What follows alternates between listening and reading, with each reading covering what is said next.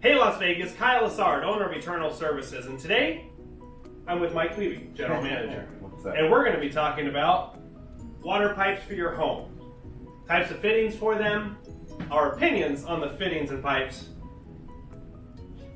and proper use. All right, Mike, if you could get started with the copper. Right, okay, so after this video, we are going to go into assembling the actual fittings, the different fittings that you can use with it. Right now, we're just going to be giving our opinions on the actual pipe. All of these are code-approved pipes, but as plumbers, we all love copper, right? Soldering is an art. Some of us are really good at it. I've seen other jobs not so well, but I like copper a lot. I honestly, I take pride in my work, and I feel like when you work with copper, you can really kind of show the art of plumbing. It is a good durable pipe. Obviously, we still run across it 30, 40, 50 years later, still doing good. So this is a great durable pipe. Obviously, the downfall is going to be the cost on copper pipe versus some of these other pipes. You do get corrosion from time to time, depending on water quality, but overall, good pipe to use. Awesome. Yep. Let's start with CPVC. Yep, so PVC, this is going to be used mostly for outdoors and cold lines. It is approved to use for cold lines inside of the house as well.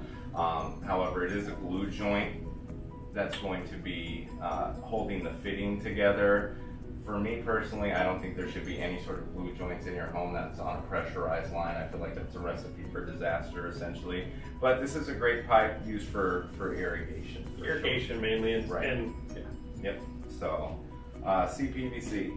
CPVC. Now this was Talk of the town yesterday. This was a talk of the town yesterday, and actually the reason for the request for this video today.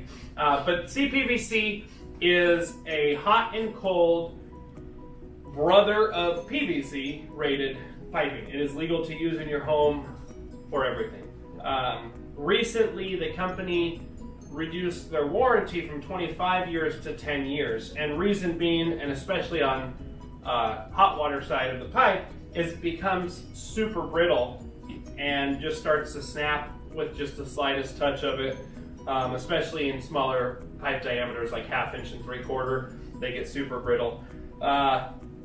My opinion, the best places to use this type of pipe are going to be for like existing TMP lines on your water heater, or like a condensate drain on a tankless. Just anything that really doesn't have to hold pressure, because you don't want to have this and have it flood your home. There's a bunch of this in Las Vegas that we run into. There were some companies installing this during the big high-tech repiping crazy lawsuit that happened. So my opinion, stick with one of the other types of pipes besides any of the PVC brothers for indoor use for sure, and any pressure for inside your home. Also, the issue with this too, as plumbers we come across, is cure time, right? So 24 hours for a joint to cure on the hot side and 6 hours on the cold. As plumbers, we don't have that kind of time. So we will not be sleeping at your house. Avoid the pipe. All right.